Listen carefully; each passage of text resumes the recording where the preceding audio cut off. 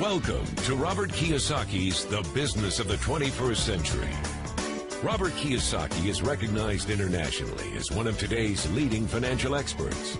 The author of the best-selling Rich Dad, Poor Dad, his books have been translated into 51 languages in 109 countries and sold more than 28 million copies worldwide.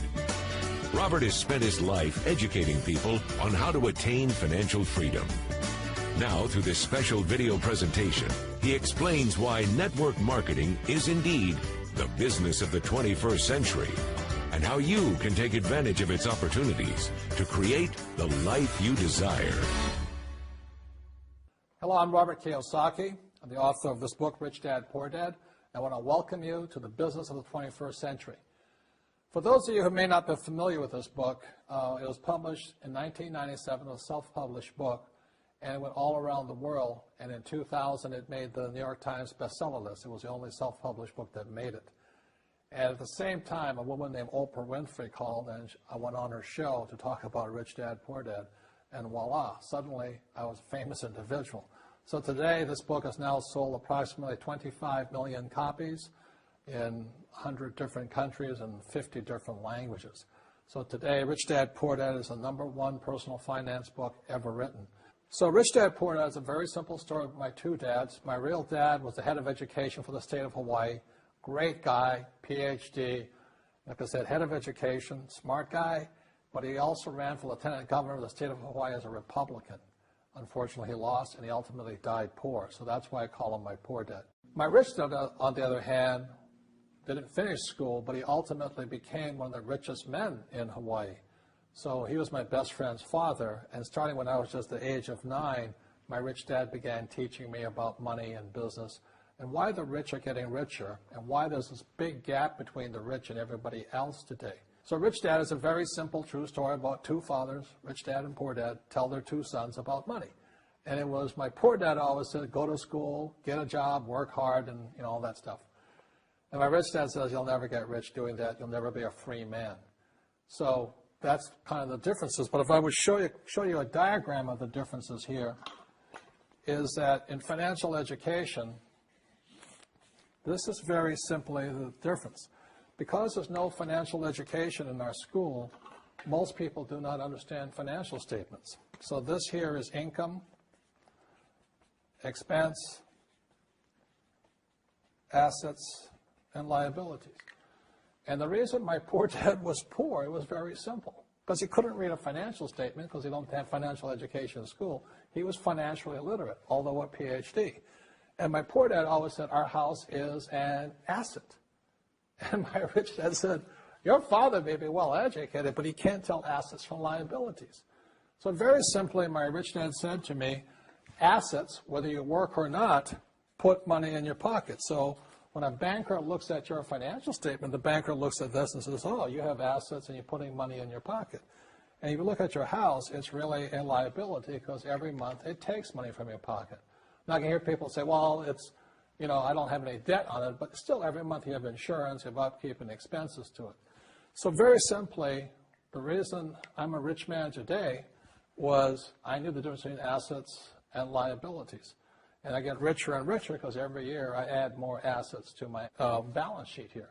And so that's one of the biggest differences. And as my rich dad often said to me, he says, son, my banker has never asked me for my report card.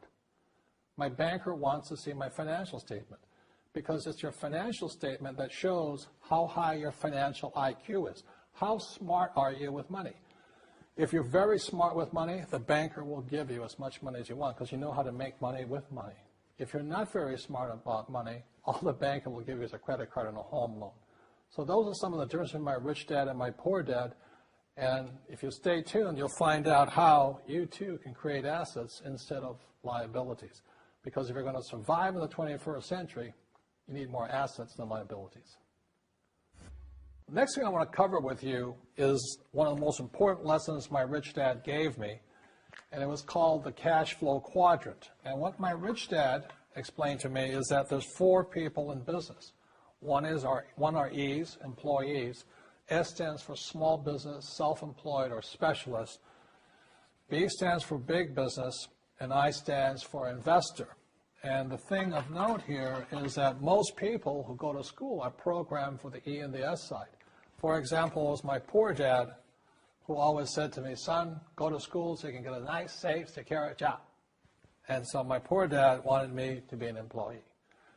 And since the time I was a kid, get a safe, secure job, steady paycheck, and benefits. Okay? I didn't want to be an employee. And I said, Mom and Dad, I want to be a rich man. And I fight with my dad. So my mother finally said, son, if you want to be rich, my mother was a registered nurse. And she said, if you want to be rich, the richest people I know are doctors. So my mom wanted me to come over here, be a specialist or a small business person. I said, there's only one problem with that, Mom. Doctors are really smart. And she says, you got a good point there. I'm not going to be a doctor. So I went to school. I have a Bachelor of Science degree. I can drive ships and I can fly planes. I flew for the Marine Corps. But I've never used any of that education because I wanted to become a business owner. So it was my rich dad who basically said to me, become a business owner and learn to be a professional investor. So one of the big differences here between these people is called taxes. See, in 1943, in the U.S., the federal government passed a law that said employees had to pay tax before they got paid. So when you get your paycheck from your employer, you open it up, and voila, the government's always taken a sizable chunk of it. And the harder you work and the more money you make, the more money they take from you. So that's why it's not that good to be an employee, because you can never get ahead, because the more you work, more money you make, the greater they pay in taxes. Now, the doctors and lawyers and attorneys, accountants were all laughing, saying, oh, these guys, they're getting paying a lot of taxes. So naturally, the federal government changed the laws again. So in 1986 in the U.S., a thing called the 86 Tax Reform Act, and it basically took a lot of the benefits away from people who are self-employed, small business, doctors, and lawyers. So today in America, unfortunately, these guys pay the highest percentage in taxes. It is tragic. And a lot of people think they're investors, but what they're really doing is they're just giving their money to people like mutual funds, companies, and all that. So they're investing, but they're not really investors. See, the big tax breaks are on this side. The laws are pretty tight here, but this area is very, very gray. So by being a business owner on the right-hand side of the quadrant, you can make a lot more money and pay a smaller percentage of taxes legally. And the key word is legally. In the investor quadrant, it is possible to make millions of dollars and pay 0% taxes legally. But you've got to know the difference.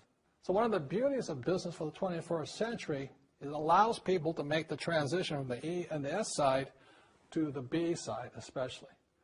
And so you can become a big business owner. And the difference between S and a B, small business and big business, is most of these guys can't quit working. Most small business owners, if they stop working for more than a month, the business collapses. They don't really have a business. Most of these people own a job. So the beauty of business for the 21st century, it allows these people to make the transition to the B side so that you don't have to keep working hard for money, and the money can actually come in passively. Then once you have your business up and running, then I always recommend you then begin investing with your excess cash, paying less and less in taxes. And that's the reason the rich are getting richer. As you know, with this financial crisis, it is the E's and S's who are getting crushed. These people are competing with people in China and India for jobs, or Eastern Europe and things like this. So the idea of working hard to make more money is absolutely ridiculous. Plus taxes are just nailing these guys, plus inflation. So the business for the 21st century is designed to take people from this side to this side. Let me explain some of the differences between small business owners and these guys. These guys here work for money. They work hard, they make more money, they get taxed. And the difference between the B quadrant people and I quadrant people is they build assets. So, rule number one is entrepreneurs make things happen, but they make different things happen. Instead of working for money, they work hard to build assets. So point two, it takes courage to be on the B and the I side. See, these guys here want a steady paycheck. They want to get paid today. But the big difference and why it takes courage is these guys, it takes time to build an asset. But most importantly, point 3, for true entrepreneurs who build assets, it'll bring freedom. Now, one of the problems with this area, as you know, it takes capital. In other words, it takes a lot of money to buy some of these apartment buildings, to build a business and things like this. But there is a way. There is a way to do it with very little capital, and that's what I'm here to talk to you about. It's about a business for the 21st century. As an entrepreneur, I have built many businesses from scratch, and as some of you know, a lot of them crashed also. Statistics show that most new businesses fail within the first 5 years, 90% in fact. And of the 10% that survive, the remaining 10% crash in the second 5 years. So in other words, most are gone in 10 years. So I've looked at many different models, and one that stands out for me is network marketing. And the reason for that, it takes very little upfront cash. It is low overhead. You can do it part-time. It means keep your daytime job, but do this part-time. And once the business is up and running, it can generate enough income so that you can move from the left side to the right side of the quadrant. So let me tell you about my introduction to network marketing, because I had a very closed mind to it. Since I can build my own businesses, I said, why do I need a network marketing business? But about 15 years ago, I have a good friend, his name is Bill, and this guy is the best real estate investor I know. He has tons of assets in here. So I said, Bill, why did you start a network marketing business? And his answer was very simple. He says, it's my way of helping people. But more importantly, he says, the reason most people can't invest in real estate is because they don't have a business. They don't make enough money simply because taxes, debt, inflation, and retirement savings are killing them. They cannot even invest. So my friend Bill, who is a professional real estate entrepreneur, he says, I started a network marketing business so the people that worked with me could start their own business and then invest money with him.